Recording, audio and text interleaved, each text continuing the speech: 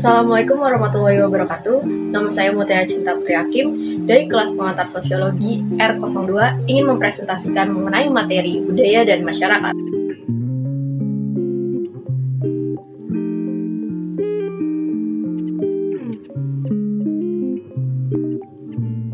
Sebelum ke inti materi, pertama-tama apa itu budaya? Budaya merupakan suatu cara hidup yang berkembang dan dimiliki oleh sekelompok orang, kemudian diwariskan kepada generasi selanjutnya. Budaya itu terbentuk dari beberapa unsur yang rumit, diantaranya yaitu adat istiadat, bahasa, karya seni, sistem agama, dan politik.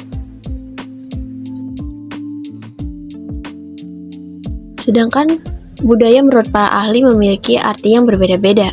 Yang pertama, menurut Ralph Linton, budaya adalah keseluruhan sikap dan pola perilaku serta pengetahuan yang menggambarkan suatu kebiasaan yang diwariskan dan dimiliki oleh suatu anggota masyarakat maupun sekelompok anggota tertentu.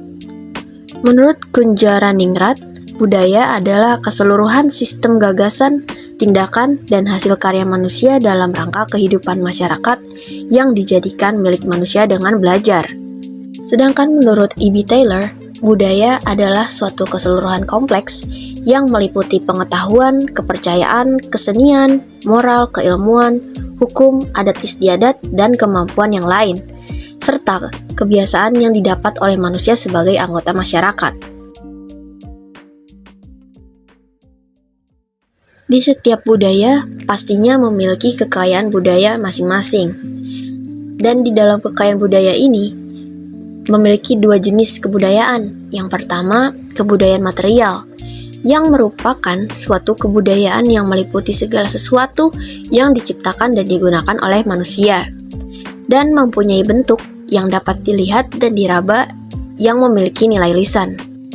Yang kedua merupakan kebudayaan non-material. Kebudayaan non-materi merupakan kebudayaan yang terdiri dari kata-kata yang dipergunakan orang-orang, hasil pemikiran adat, keyakinan, dan kebiasaan yang diikuti anggota masyarakat. Di dalam kebudayaan sendiri memiliki 5 prinsip utama. Prinsip-prinsip tersebut yaitu yang pertama learned, yang artinya dipelajari, yang kedua shared, dimiliki bersama, yang ketiga holistic, total keseluruhan, yang keempat integrated, sistem makna yang koheren dan dipahami maknanya bersama, dan yang terakhir bukan alamiah, atau bisa disebut culture versus nature. Sekarang kita masuk ke pembahasan dari prinsip-prinsip tersebut. Yang pertama akan saya bahas di sini adalah learned atau dipelajari. Learn ini merupakan suatu cara hidup yang berkembang dan dimiliki bersama oleh sebuah kelompok orang dan diwariskan dari generasi ke generasi. Budaya sendiri terbentuk dari banyak unsur yang rumit, termasuk sistem agama dan politik, adat istiadat, bahasa, perkakas, pakaian, bangunan, dan karya seni. Dalam hal ini, seperti contohnya belajar membatik di kampung Batik Pal Batu.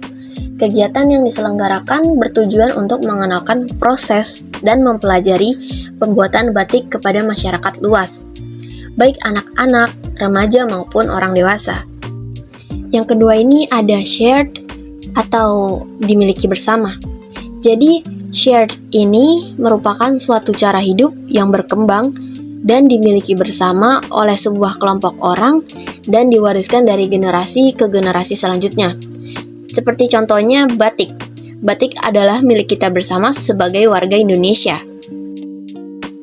Yang selanjutnya ini ada holistik atau total keseluruhan. Jadi, holistik ini merupakan pemahaman atau cara memahami keterkaitan antar satu unsur dengan unsur yang lainnya dalam sebuah kesatuan budaya.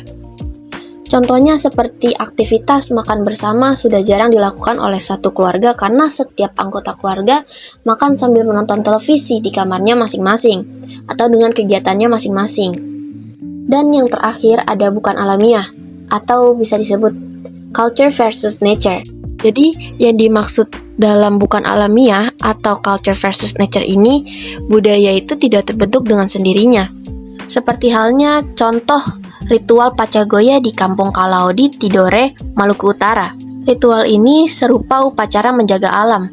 Mereka meyakini bahwa bukit atau gunung diyakini memiliki tuah atau keramat paling hijau, jadi tidak boleh dirusak. Selanjutnya kita akan membahas adanya elemen-elemen budaya. Pertama akan dibahas di sini ada simbolik. Simbol adalah segala sesuatu yang membawa makna-makna tertentu yang dikenali oleh orang-orang yang memiliki budaya yang sama. Ini artinya, ekspresi simbolik yang sama belum tentu dikenali dan dimaknai secara sama oleh orang-orang yang memiliki latar belakang kultur yang berbeda. Manusia sendiri mentransformasikan dunia sekitarnya menjadi semesta simbol. Manusia ini tidak sekedar mengalami dunia di sekitarnya sebagaimana makhluk lain, tetapi ia juga merubahnya menjadi penuh makna. Semua yang dilihat, dialami, dan dirasakan manusia oleh individu akan memiliki makna-maknanya tersendiri. Dan proses memahami makna ini mungkin terjadi dengan perantaraan simbol-simbol. Yang kedua adalah bahasa. Bahasa ini merupakan perwujudan paling penting dari simbol. Bahasa menggambarkan karakteristik budaya yang berkembang pada satu wilayah tertentu. Bahasa merupakan sistem simbol yang digunakan oleh manusia untuk berkomunikasi satu sama lain. Tapi, lebih dari itu, bahasa bukan sekedar alat komunikasi belaka. Ia juga merupakan agen penyebaran kebudayaan. Louis Henry Morgan memiliki teori kebudayaan, yang mana manusia memiliki kemampuan berkembang secara universal membangun peradaban. Perkembangan sejarah manusia menunjukkan pola dalam 3 tahap perkembangan: savagery, barbarian, dan civilization. Pada tahap pertama, yaitu savagery, manusia hanya bertahan hidup dengan cara berburu dan meramu, dengan menggunakan peralatan yang mereka ciptakan dari benda-benda yang ada di sekitar mereka, seperti kayu, tulang, dan batu. Kemudian berkembang menuju ke tahap kedua, yaitu barbarian, yang ditandai dengan mulainya manusia mengenal cocok tanam.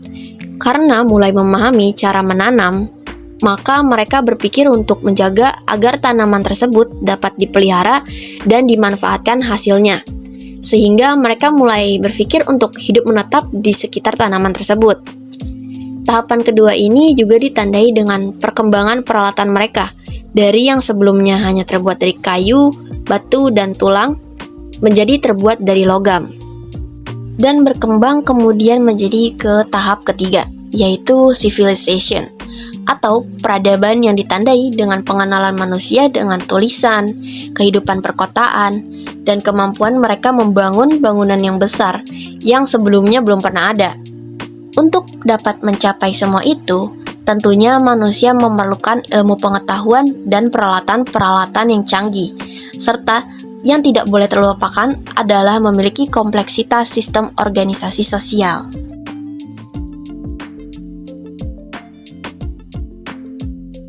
Sekian yang bisa saya sampaikan dari materi kebudayaan dan masyarakat. Mohon maaf bila ada kekurangan. Terima kasih.